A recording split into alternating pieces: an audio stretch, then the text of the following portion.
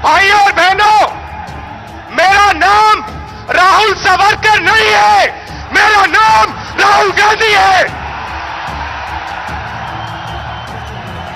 मैं सच्चाई के लिए कभी माफी नहीं मांगूंगा, मर जाऊंगा मगर माफी नहीं मांगूंगा।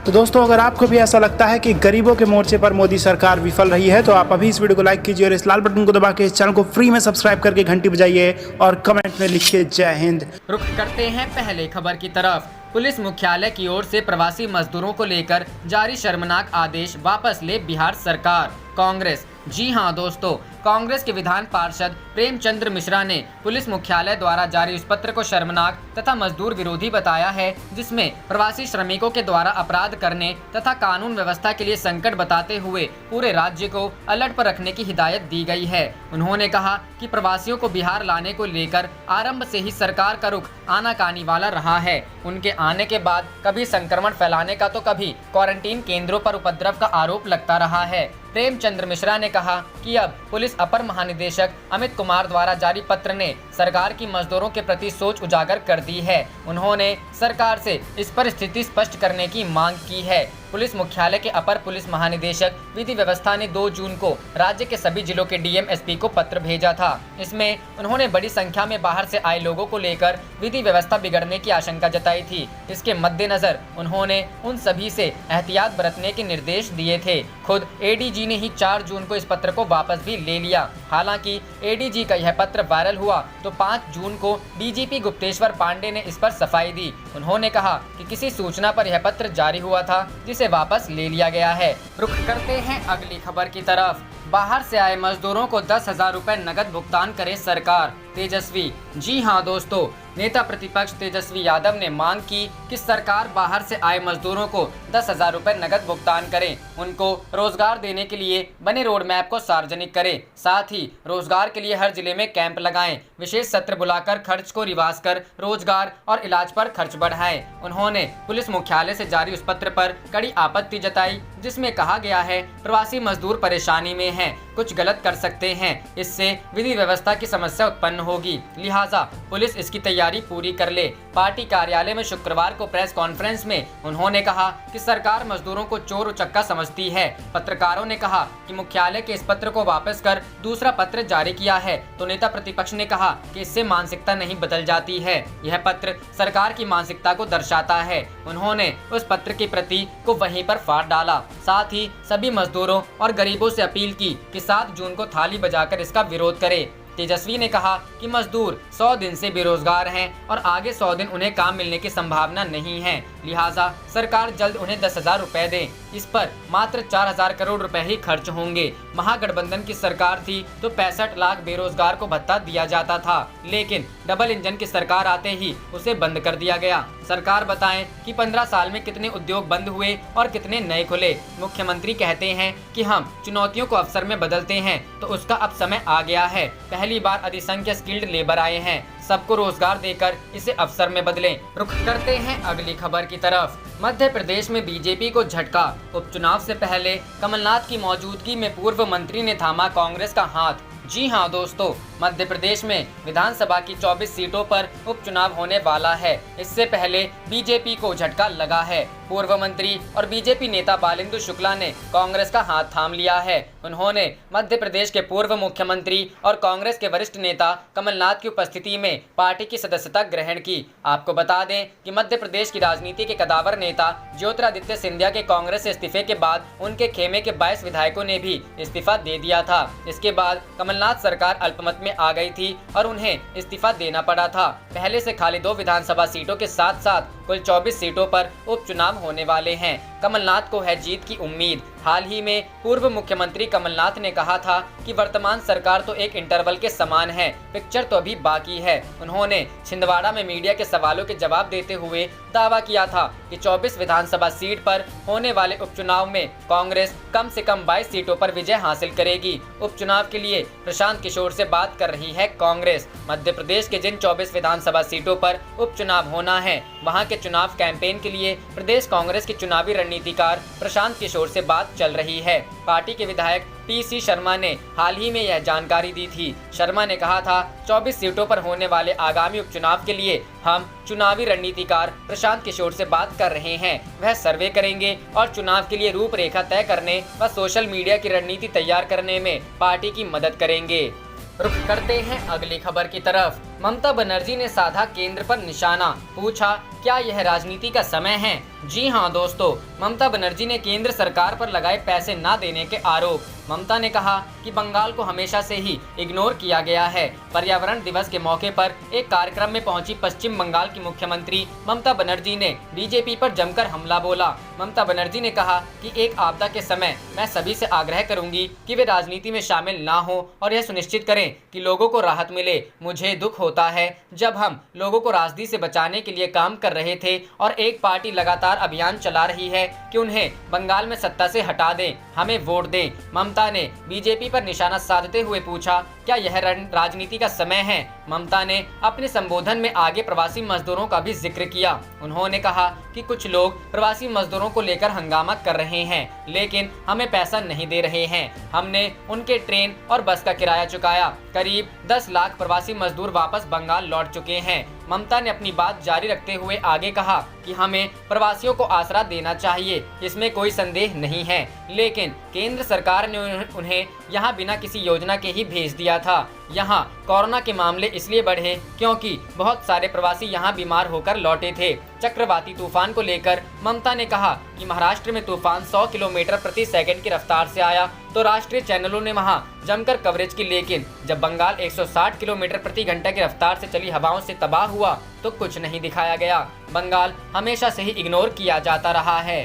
रुख करते हैं अगली खबर की तरफ। मध्य प्रदेश उपचुनाव की घोषणा से पहले ही सोशल मीडिया पर कांग्रेस ने शुरू किया प्रचार। जी हां दोस्तों, कोरोना संकट के इस दौर में मध्य प्रदेश की 24 सीटों पर उपचुनाव की तारीखों की घोषणा भले ही न हुई हो, लेकिन हाल ही में सत्ता गंवाने वाली कांग्रेस ने उपचुनाव की तैयारी शुरू कर दी है। इसके तहत ही कांग्रेस ने सोशल मीडिया पर चुनावी बिगुल फूंक दिया है। मध्य प्रदेश के विकास का सपना देखते पूर्व मुख्यमंत्री कमलनाथ का एक वीडियो इन दिनों सोशल मीडिया पर जमकर वायरल हो रहा है। इस वीडियो में अमिताभ बच्चन की आवाज में कविता पढ़ी जा रही है, जिसमें कमलनाथ दिख रहे हैं। वीडियो में कमलनाथ को कई अंदाज में दिखाया गया है। उनकी कई शख्सियत इस वीडियो में देखने को मिल रही है। सोशल मीडिया पर वायरल हो रहे उस वीडियो में कमलनाथ कह रहे हैं कि मध्य प्रदेश को लेकर उनका एक सपना था कि मध्य प्रदेश विकसित राज्य बने। इस वीडियो के अगले दिन कांग्रेस के सोशल मीडिया प्लेटफॉर्म पर कमलनाथ का एक और वीडियो पोस्ट हुआ। इस वीडियो में कमलनाथ पुलिस अफसरों की मीटिंग लेते हुए दिख रहे हैं। वीडियो में बताया गया है कि प्रदेश की महिलाओं की सुरक्षा के लिए कमलनाथ सरकार किस तरह काम कर रही थी। वीडियो के अंत में लिखा है, कमलनाथ के साथ अब तरक्की फिर मुस्कुराएगी। रुख करते हैं अगली खबर की तरफ। 4 देशों का उदाहरण देकर राहुल गांधी बोले, भारत में ऐसे फेल हुआ लॉकडाउन। जी हां दोस्तों, चीन की वुहान शहर से पूरी दुनिया में फैले कोरोना वायरस का संकट अभी देश से टला नहीं है, लेकिन सरकार ने लॉकडाउन को अब काफी हद तक सिर्फ कंटेनमेंट जोन तक ही सीमित कर दिया है और देश अनलॉक मोड में आ चुका है। सरकार के इस फैसले का लगातार विरोध हो रहा है। तमाम विशेषज्ञों ने भी इसे अभी की स्थिति के लिए सही कदम नहीं ठहराया है। कांग्रेस के पूर्व अध्यक्ष राहुल गांधी पहले लॉकडाउन का विरोध कर रहे थे, अब अनलॉक के कदम का विरोध कर रहे हैं। कांग्रेस सांसद राहुल गांधी ने शुक्रवार को एक ट्वीट के जरिए मोदी सरकार के इस फैसले का कड़ा विरोध जताया है। राहुल गांधी ने इसके लिए भारत की तुलना में कुछ देशों के कोरोना केसों का ग्राफ और उस देश में लॉकडाउन और अनलॉक की तारीख को हाईलाइट किया है। इसके साथ ही राहुल गांधी ने लिखा है, यह वही है जो एक असफल लॉकडाउन जैसा दिखता है। दरअसल ऐसा राहुल गांधी ने इसलिए लिखा है क्योंकि उन्हें जिन देशों का ग्राफ शेयर किया है वहां लॉकडाउन की घोषणा तब की गई जब कोरोना के केस तेजी से बढ़ रहे थे और अनलॉक का फैसला तब लिया गया जब उस देश में कोरोना केस आने कम हो गए। लेकिन भारत में अनलॉक का फैसला तब लिया गया है जब कोरोना के केस हर दिन बढ़ते जा रहे हैं। रुख करते हैं अगली खबर की तरफ। केंद्र राज्यों को 15 दिन की मोहलत दे बोला सुप्रीम कोर्ट। सभी प्रवासी मजदूरों को पहुंचाइए घर, रोजगार के साथ करें रजिस्ट्रेशन का बंदोबस्त। जी हां दोस्तों, कोरोना वायरस महामारी के चलते व्याप्त संकट के बीच प्रवासी मजदूरों का अपने घरों की ओर लौटना जारी है। इस बीच सुप्रीम कोर्ट ने केंद्र और राज्य सरकारों को मजदूरों को उनके निवास स्थानों तक पहुंचाने की 15 दिन की मोहलत दी है। इतना ही नहीं, कोर्ट ने सरकारों को रोजगार के साथ रजिस्ट्रेशन करने का बंदोबस्त करने के लिए भी कहा है। कोर्ट का कहना है कि दूसरे राज्यों से पहुंचे मजदूरों का रजिस्ट्रेशन किया जाए और उनके लिए रोजगार के अवसर बनाए जाए, उनकी परेशानियों को दूर किया जाए। रुख करते हैं अगली खबर की तरफ। प्रियंका ने योगी सरकार पर लगाया किसानों की उपेक्षा का आरोप। जी हां दोस्तों, कांग्रेस महासचिव प्रियंका गांधी वाड्रा ने उत्तर प्रदेश की योगी आदित्यनाथ सरकार पर किसानों की उपेक्षा का आरोप लगाया है। उन्होंने कहा कि भले ही प्रदेश सरकार 14 दिनों में भुगतान का दावा करती है, लेकिन वास्तविकता में ऐसा होता नहीं है। अगर ऐसा होता तो किसान अपनी मजबूरियों से चलते आत्महत्या नहीं करता। प्रियंका गांधी ने शुक्रवार को ट्वीट कर कहा, अपनी गन्ने की फसल को खेत में सूखता देख और पर्ची न मिलने के चलते मुजफ्फरनगर के एक गन्ना किसान ने आत्महत्या कर ली। भाजपा का दावा था कि 14 दिनों में पूरा भुगतान दिया जाएगा, लेकिन हजारों करोड़ रुपया दबाकर चीनी मिलें बंद हो चुकी हैं। मैंने 2 दिन पहले ही सरकार को इसके लिए आगाह किया था। सोचिए, इस आर्थिक तंगी के दौर में भुगतान ना पाने वाले किसान परिवारों पर क्या बीत रही होगी। लेकिन भाजपा सरकार अब 14 दिन में गन्ना भुगतान का नाम तक नहीं लेती। रुख करते हैं अगली खबर की तरफ। बीजेपी को झटका, पूर्व मंत्री बालेंदु शुक्ला ने छोड़ी पार्टी, आज होंगे कांग्रेस में शामिल। जी हां दोस्तों, मध्य प्रदेश में जल्द ही उपचुनाव होने वाले हैं, लेकिन उससे पहले पूर्व मंत्री बालेंदु शुक्ला ने बीजेपी को अलविदा कह दिया है। उपचुनाव से पहले भाजपा को यह ग्वालियर चंबल संभाग से बड़ा झटका माना जा रहा है। वे कांग्रेस में वापसी करेंगे। बता दें कि बालेंदु शुक्ला आज पूर्व मुख्यमंत्री कमलनाथ के निवास पर कांग्रेस की पुनः सदस्यता लेंगे। बताया जा रहा है कि बीजेपी में काफी समय से उपेक्षा का शिकार हो रहे थे। पार्टी में सम्मान नहीं मिलने से बालेंदु शुक्ला लंबे समय से नाराज चल रहे थे।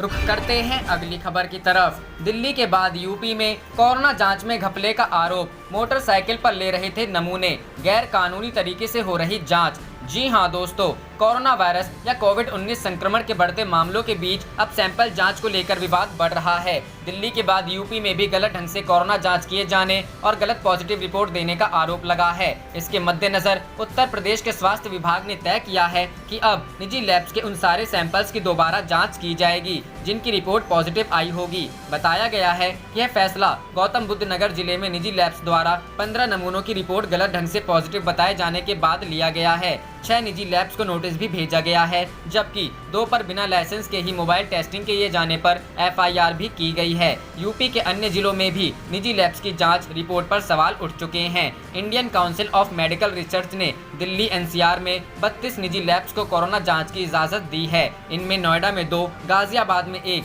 गुरुग्राम में 7 और दिल्ली में 22 लैब्स हैं।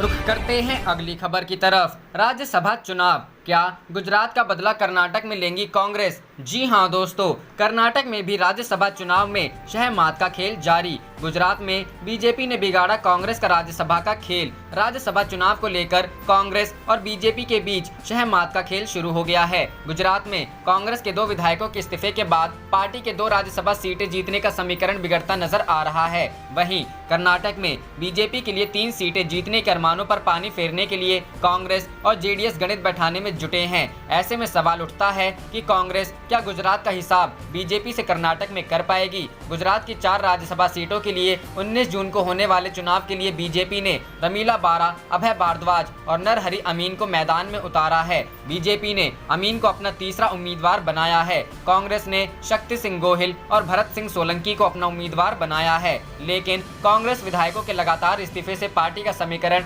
पूरी तरह से गड़बड़ा गया है। गुजरात में गुरुवार को 2 कांग्रेस विधायक अक्षय पटेल और जीतू भाई चौधरी ने अपनी विधानसभा सदस्यता से पद से इस्तीफा दे दिया है, जिसे स्पीकर ने बकायदा स्वीकार भी कर लिया है। इससे पहले भी कांग्रेस के 5 विधायक इस्तीफा दे चुके हैं। इस तरह से कांग्रेस के लिए अब दूसरी राज्यसभा सीट फंस गई है, क्योंकि राज्यसभा की एक सीट पर जीत हासिल करने के लिए 35 वोट की आवश्यकता है, जबकि कांग्रेस के पास 66 विधायक बचे हैं। वहीं बीजेपी के पास कुल 103 विधायक हैं और ऐसे में तीसरी सीट के लिए उसकी राह आसान बनती दिख रही है। गुजरात का राजनीतिक हिसाब कांग्रेस अब कर्नाटक से करने की कवायद में है। राज्य में राज्यसभा की 4 सीटों के लिए 19 जून को चुनाव होने हैं। 4 राज्यसभा सीटों में से 2 पर बीजेपी और 1 पर कांग्रेस की जीत पक्की है। जेडीएस के पास केवल 34 विधायक हैं। ऐसे में वह अपने दम पर 1 सीट को नहीं जीत सकती। ऐसे में चौथी सीट को कांग्रेस और जेडीएस मिलकर अपने नाम करना चाहती है। कर्नाटक में कांग्रेस की नज़र बीजेपी के उन विधायकों पर है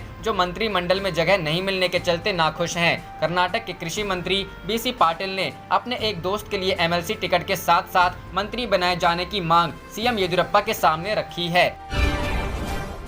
आप देख रहे थे आपका अपना चैनल जय हिंद जय भारत।